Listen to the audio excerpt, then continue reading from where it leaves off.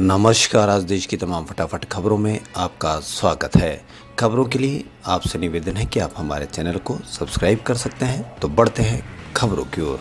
तमिलनाडु के मुख्यमंत्री MK. Stalin ने प्रधानमंत्री नरेंद्र मोदी के सामने हिंदी की तरह तमिल को भी आधिकारिक भाषा बनाने की मांग की है। सीएम ने कहा कि तमिल को हिंदी की तरह आधिकारिक भाषा और मद्रास उच्च न्यायालय में भी आधिकारिक भाषा बनाया जाए। साथ ही उन्होंने तमिलनाडु को राष्ट्रीय चिकित्सा प्रवेश परीक्षा (EET) में नीट में से अलग करने की मांग भी की है। प्रधानमंत्री नरेंद्र मोदी जवाहरलाल नेहरू इंडोर स्टेडियम में 31,000 करोड़ रुपए से अधिक की लागत के विकास कार्यों का उद्घाटन एवं शिलान्यास करने के लिए तमिलनाडु पहुंचे थे। इन परियोजनाओं में रेलवे, पेट्रोलियम, आवास, सड़क जैसे प्रमुख बुनियादी क्षेत्र शामिल हैं। लोगों को संबोधित करते हुए पीएम मोदी ने कहा कि तमिलनाडु में आना हमेशा शानदार रहा है। इस राज्य की जनता, संस्कृति और भाषा बेजोड़ है। प्रधानमंत्री ने कहा कि तमिल भाषा शाश्वत है और तमिल संस्कृति वैश्विक है। चेन्नई से कनाडा तक, मदुरै से मलेशिया तक, मक्कल से न्यूयॉर्क तक और सेलम से दक्षिण अफ्रीका तक पोंगल पुथुंडू के अवसरों को बड़े उत्साह के साथ मनाया जाता है।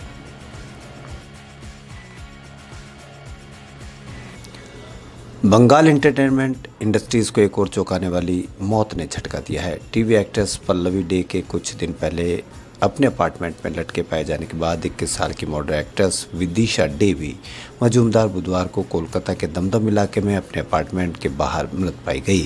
पुलिस के अनुसार पड़ोसी ने 25 मई को जब दरवाजा तोड़कर अंदर प्रवेश किया तो विदिशा को घर में लटका हुआ पाया गया। मॉडल कोलकाता शहर के उत्तरी उपनगर से थी और ब्राइडल मेकअप फोटोशूट का जाना पहचाना चेहरा माना जाती थी। मॉडलिंग जगत ने विदिशा की ऐसे में मौत को लेकर शोक जताया है। पुलिस ने शव को पोस्टमार्टम के लिए आरजी के अस्पताल भेज दिया है। घर से सुसाइड नोट भी बरामद हुआ है। पुलिस नवोदित एक्ट्रेस की खुशी के कारणों की जाँच कर रही है। न्यूज एजेंसी पीटीआई ने पुलिस के हवाले से बताया कि विदिशा ने कथित तौर पर अपने सुसाइड नोट में लिखा है कि वह कैरियर अवसरों की कमी के कारण ये बड़ा कदम उठा रही है। हैंडराइटिंग एक्सपर्ट्स इस लेटर की जांच करेंगे। विदिशा डे मजूमदार ने 2021 में शॉर्ट फिल्म भार द क्लोन से एक्टिंग डेब्यू किया था। इससे पहले टीवी एक्ट्रेस पल्लवी डे को 15 मई को कोलकाता के गारफा क्षेत्र स्थित अपने फ्लैट में मृत पाया गया था। पुलिस पल्लवी की मौत की भी जाँच कर रही है।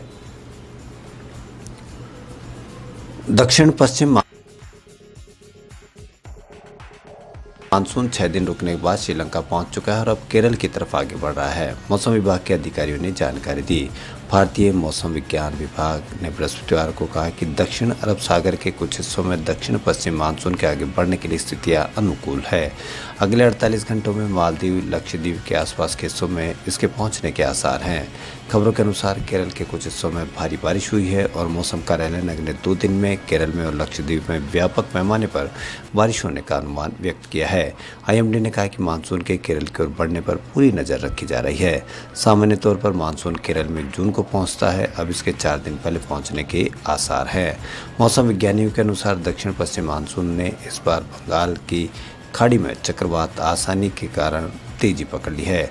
मानसून वक्त से काफ़ी पहले 16 मई को अंडमान एवं निकोबार द्वीप समूह पहुंच गया था।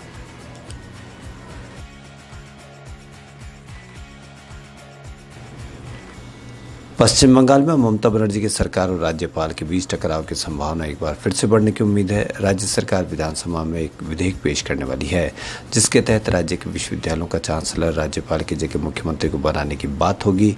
राज्य के शिक्षा मंत्री ब्रतस्य बसु ने गुरुवार को कहा कि मुख्यमंत्री को राज्य सरकार द्वारा संचालित विश्वविद्यालयों का कुलपति बनाने के बाद जल्दी पश्चिम बंगाल विधानसभा में एक विधेयक पेश किया जाएगा। उन्होंने कहा कि राज्य मंत्रिमंडल ने प्रस्ताव को अपनी मंजूरी दे दी है। बसु ने कहा कि राज्य मंत्रिमंडल ने राज्यपाल के स्थान पर मुख्यमंत्री को सभी राज्य संचालित विश्वविद्यालयों का कुलाधिपति बनाने के प्रस्ताव को आज मंजूरी दे दी है। इस प्रस्ताव को जल्दी विधानसभा में एक विधेयक के रूप में पेश किया जाएगा। बंगाल राजभवन की आधिकारिक वेबसाइट के अनुसार कानून के अनुसार राज्यपाल राज्य के 17 विश्वविद्यालयों के कुलाधिपति हैं।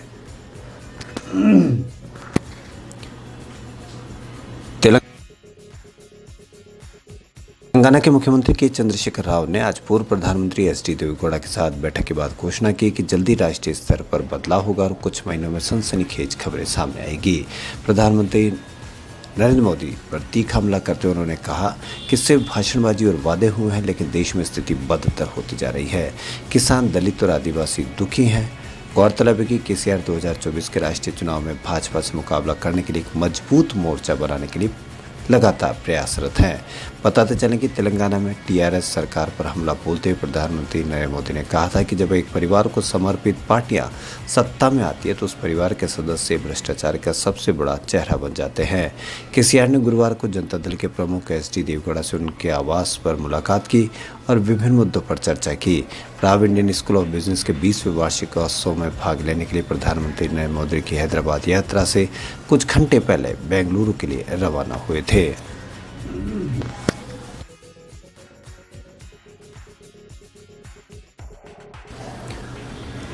मध्य प्रदेश के रतलाम रेलवे स्टेशन में रात को एक ट्रेन से उतरे यात्रियों ने स्टेशन पर ही गरबा करना शुरू कर दिया है। एक साथ इतनी संख्या में लोगों को गरबा देखते हुए वहाँ मौजूद अन्य लोगों ने इसका वीडियो बना लिया, जो कि वायरल हो रहा है। दरअसल बांद्रा हरिद्वार ट्रेन 20 मिनट पहले रतलाम रेलवे स्टेशन पर पहुंच गई। उस ट्रेन से केदारनाथ जा रहे गुजरात के यात्रियों का एक दल प्लेटफॉर्म पर उतरकर गरबा करने लगा। देखते ही देखते वहां मौजूद और लोगों ने भी इनके साथ गरबा करना शुरू कर दिया। थोड़ी देर में ही प्लेटफॉर्म पर एक रौनक सी छा गई, सबने खूब गरबा किया। वहीं रेल मंत्री अश्विनी वैष्णव ने भी ये वीडियो शेयर भी किया। ये वीडियो बुधवार का है। गरबा शुरू करने वाले गुजराती यात्रियों का दल केदारनाथ जा रहा था।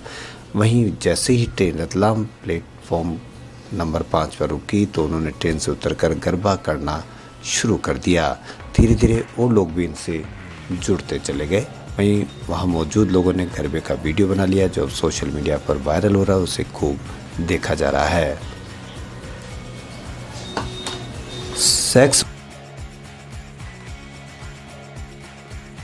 वर्करों को लेकर सुप्रीम कोर्ट ने बड़ा कदम उठाया। सुप्रीम कोर्ट ने कहा कि हर पेशे की तरह मानव शालीनता और गरिमा की बुनियादी सुरक्षा सेक्स वर्कर्स के लिए भी उपलब्ध है। पुलिस को वर्कर्स के साथ सम्मान के साथ व्यवहार करना चाहिए, मौखिक या शारीरिक रूप से उनके साथ दुर्व्यवहार नहीं करना चाहिए। एससी ने केंद्र से पैनल की सिफारिशों पर जवाब मांगा, जिन पर आपत्ति जताई गई है। केंद्र ने पैनल की इन सिफारिशों पर आपत्ति जताई है। सेक्स वर्कर्स कानून के समान संरक्षण की हकदार है। आपराधिक कानून सभी मामलों में आयु और सहमति के आधार पर समान रूप से लागू होना चाहिए। जब ये स्पष्ट हो जाए कि सेक्स वर्कर वयस्क है और सहमति से भाग ले रही, तो पुलिस को हस्तक्षेप करने या कोई आपराधिक कार्रवाई से बचना चाहिए। ऐसी चिंताएं रही है कि पुलिस सेक्स वर्कर्स को दूसरों से अलग देखती है। जब कोई सेक्स वर्कर किसी अन्य प्रकार के अपराध की शिकायत करती है तो पुलिस को इसे गंभीरता से लेना चाहिए और कानून के अनुसार कार्य करना चाहिए।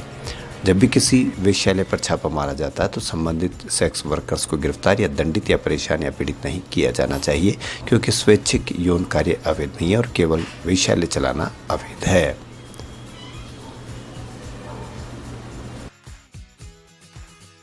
कोरोना काल के बाद से ही ओटीटी प्लेटफॉर्म की लोकप्रियता बढ़ रही है। ऐसे में बॉलीवुड और तमाम इंडस्ट्रीज के लोग भी ओटीटी प्रोजेक्ट्स की तरफ रुख कर रहे हैं। इन प्रोजेक्ट्स के लिए सेलेब मोटी फीस चार्ज करते हैं। कई सेलेब्स ऐसे हैं जो फिल्मों से ज़्यादा फीस ओटीटी प्रोजेक्ट्स के लिए लेते हैं। आइए बताएं कि आपको कौन कौन से कलाकार हैं जो ओटीटी प्लेटफॉर्म पर कितनी फ़ीस लेते हैं। तो सबसे पहले इनमें नाम आता है सैफ अली खान का, जिनकी फ़ीस है 15 करोड़ रुपए। उनके बाद नवाजुद्दीन सिद्दीकी, जिनकी फ़ीस है 10 करोड़ रुपए। राधिका आप्टे 4 करोड़ रुपए। पंकज त्रिपाठी 10-12 करोड़ रुपए। अली फजल, जो कि बहुत ही फेमस हैं, हर एपिसोड के 12 लाख रुपए लेते हैं। मनोज वाजपेयी 25 लाख। प्रिया मणि 10 लाख। और अभी पंचायत जो वेब सीरीज आई है उनके जितेंद्र कुमार 4 लाख रुपए प्रति एपिसोड लेते हैं। खबरों फिलहाल इतना ही। यदि आपको हमारा चैनल पसंद आए तो लाइक, सब्सक्राइब और शेयर अवश्य करें। धन्यवाद।